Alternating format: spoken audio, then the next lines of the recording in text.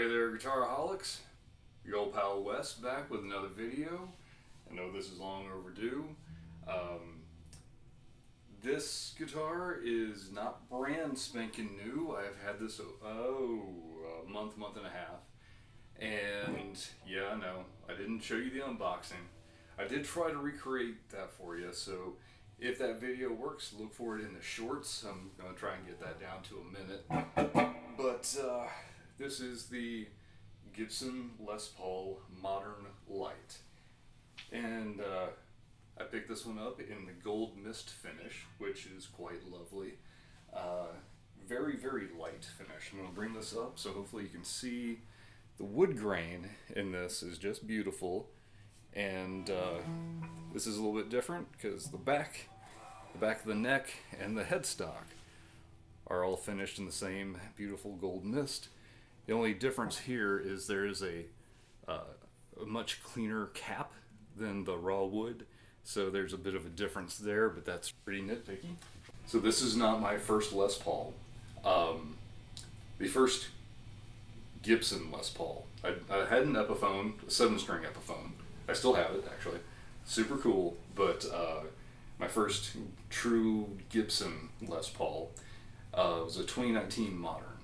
And I love it, and there's a certain feel you get every time you pull that guitar out of the case. It tickles all the senses. The smell of it is even special. Like you know that is something special every time you pick it up. I have had people who don't even play guitar pick up that guitar and say, "Wow, that's something special."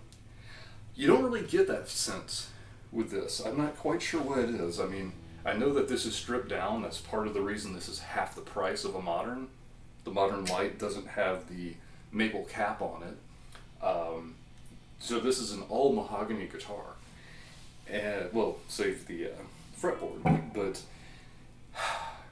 something about it it doesn't have the same feel.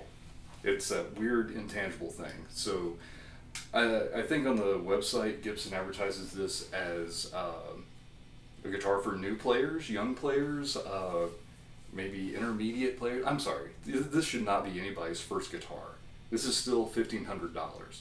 And if you're spending $1,500, there are definitely better ways that you can spend it. You could spend $1,200 on a Schecter and get something that'll melt your face off. Or if you're starting out, you can go with an Epiphone and spend far less, and get something that's still a very good quality and will last you a lifetime. However, if you are in the market for an American Les Paul, and $3,000 for the Modern is a little too steep for you, the Modern Lite will kind of fit that bill. This is stripped down. You notice dot inlays, so nothing fancy there. Your pretty standard Gibson pickups, whereas with the Modern, you get the Burstbucker Pro and Pro Plus. So that's super cool. But these are a little bit mellower. They still have plenty of punch to them, but you can also get a clean tone without backing off the volume so much. So I'm enjoying it. I'm enjoying the tones that you can get out of it. But there are some caveats. The QC on this is not what you would expect from a Gibson. When I first pulled this thing out of the box, I was very surprised that the first string, the high E, had kind of a sitar sound to it, and there was a little notch in the saddle that little extra metal that was hitting against the string and making it vibrate. I was not going to send it back for that because I am going to do some modifications for that guitar. In fact, I bought this guitar with mods in mind. Which will include changing the bridge. Stay tuned for that. But I was able to wiggle the string and kind of knock off that little extra piece of metal. And, it works. It sounds fine now. But that's something that you wouldn't expect that you'd have to do on an American-made guitar, much less a Gibson. I don't think that this is a Switchcraft switch here. There is a bit of volume drop off. I haven't opened this up yet because I wanted you to see this in its original form with no mods, other than of course fixing the saddle. But I've noticed sometimes there's volume drop off when going from the bridge to the neck pickup. So here's bridge.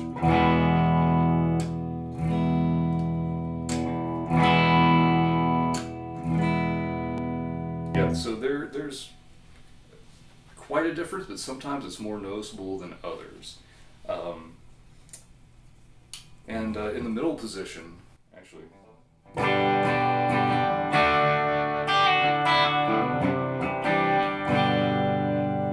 In order to get that tone, I had to back off the treble on the bridge, on the bridge pickup a little bit. With that rolled all the way up.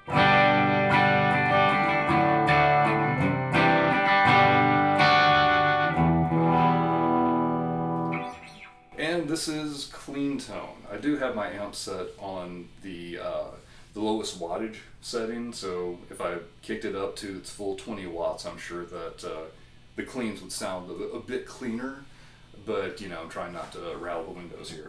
But some very good, very traditional Les Paul tones.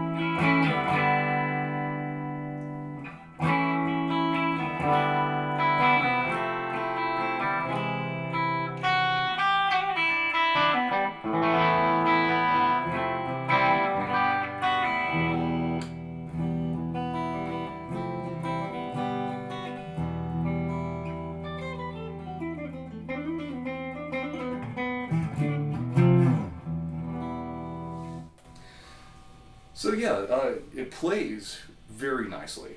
There's really no complaints there. Everything is where it's supposed to be. Everything feels correct, and it's a very attractive guitar, right?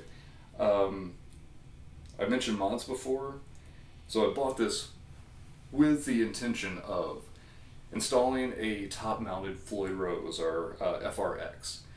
So that will probably be a video in and of itself, or I might chicken out and just do it off camera and then show you the results if it doesn't suck.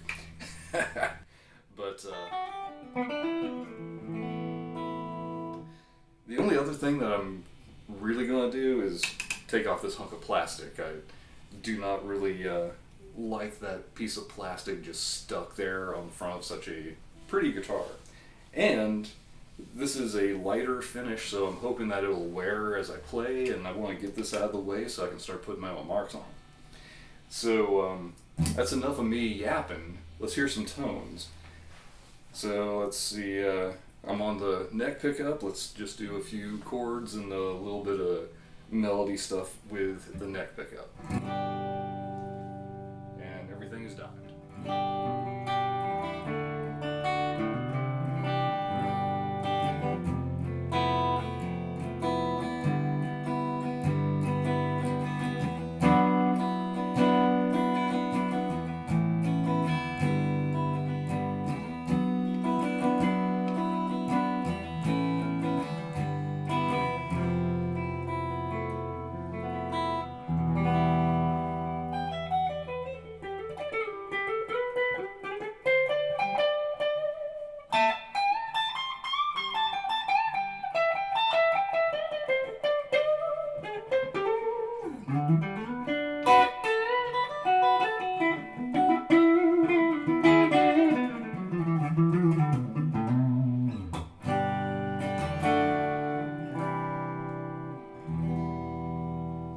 So that's very pretty, right? I mean, that's sort of what you would expect from a Les Paul. And it does have that kind of all mahogany feel. It's a little darker, a little richer, which that's why mahogany is usually my go-to tone wood. If you've been with the channel for a while, you'll know that I even ordered my Mod Shop Strat with a mahogany body because I'm such a fan. Alright, so everything's dime now, both pickups.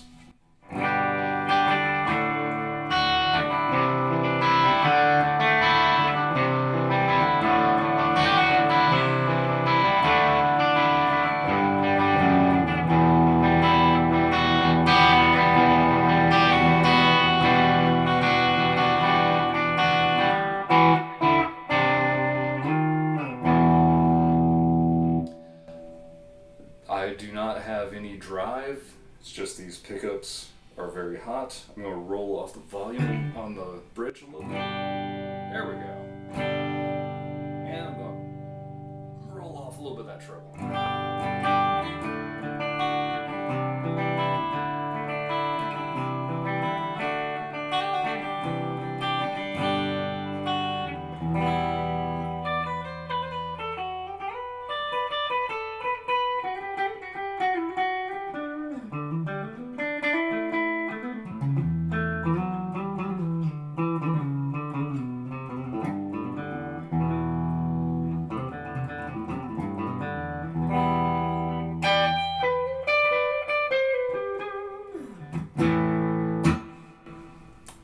So it doesn't take much fill-in to get a nice clean tone.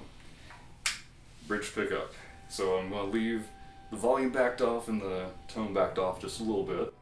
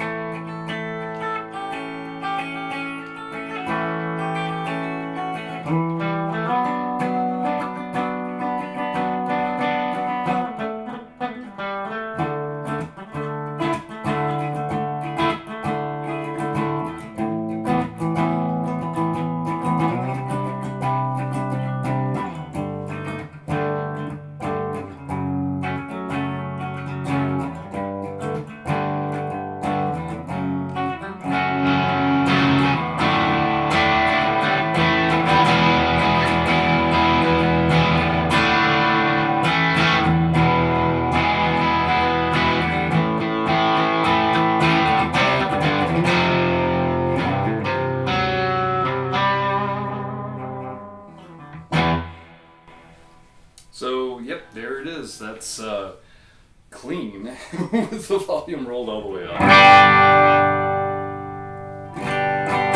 So if you're gigging without a pedal and you've got a low wattage tube amp that you're hopefully miking, you can basically have your overdrive by just pushing up your volume knob. So. There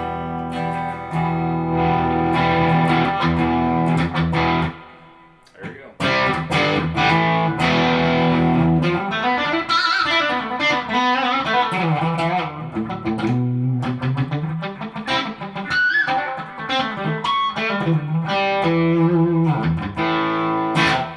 Alright, let's just give it a little touch of OD and see what we can do.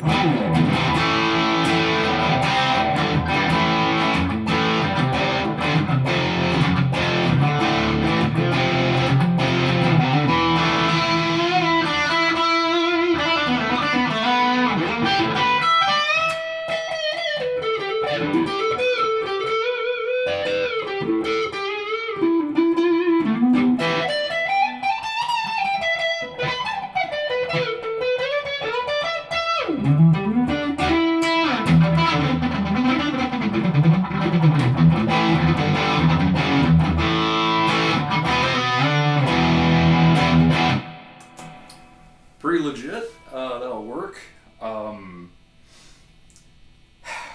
The neck pickup is set in pretty low, whereas the bridge is set fairly high, so that's going to account for some of the volume difference. When I'm modding this thing, I will go in and adjust the pickup height. I'm sure I'll wind up adjusting everything. This is going to basically be a brand new guitar when I'm done. But, well, the nice thing we gotta do, I'm hooked up to the PV6505. I got a Gibson Les Paul. Everything's dimed on the guitar. About time to dime it on the amp. What do you think? Overdrive time. We did overdrive. Call this metal time. There we go. And a 1 and a 2 and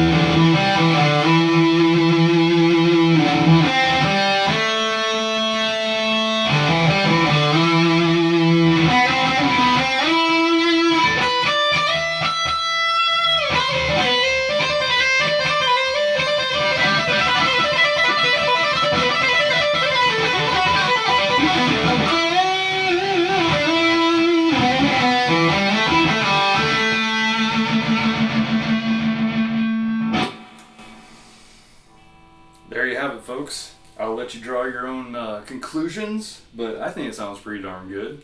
I may still put this side by side with the full fat. That's probably a bad choice of words considering it's a Lite, but yeah, the modern Lite versus the modern. I can tell you already, the modern's just better, but this is great in its own right, and I'm going to tell you why. This feels stripped down. It feels like you can beat the crap out of it. And you know what? It does just kind of beg to be played. Every time I pull out the modern, it's like, all right, super careful, make sure everything else is done before the guitar comes out. Don't want to scratch on it. When I'm done playing, I gotta wipe everything down and, you know, put it back in the case and put it up nicely. And you know what? This one came with a gig bag, a very nice gig bag, but it typically just stays out, which means I grab this guitar and I play it a lot more. And it's already kind of playing in and sort of getting that mine feel, right? It's not like some guitars, you just pick them up and you play them, and you know, even if you plunk down a couple $100 at a guitar store, you still are like, this guitar is mine, but it's not me. This one's already starting to feel like me. It's definitely unique, it's different, although I'm sure you're going to see a ton of people with them because it is a pretty reasonably priced point to get into a Gibson if you want it. I still think that if you're not in the market for this guitar in particular, there are other ways you can spend that $1,500. But you know what? It's just my opinion. And I mean, I guess my opinion counts because I'm a influencer with literally tens of followers. So, you know, you're both welcome. All right, I'm just going to play out on this thing a little bit, and we'll call it a day. So be on the lookout for more videos coming soon. I do have one that I've meant to do for months and just haven't had the time to put it together. But I did promise a subscriber that I was going to compare the Esquire Deluxe to the Gibson Les Paul Modern. Not this one, the $3,000 one. So I think that's going to be a really interesting comparison. A $420 Squire against a $3,000 Gibson. It's going to be a lot of fun. Alright guys, hit me up in the comments if you have any questions or you just want to say hello. Always happy to hear from you, and I always try to write back if I can. My schedule's been a little nuts and I haven't been as good about it lately, but like, subscribe, and enjoy, and most of all, rock on!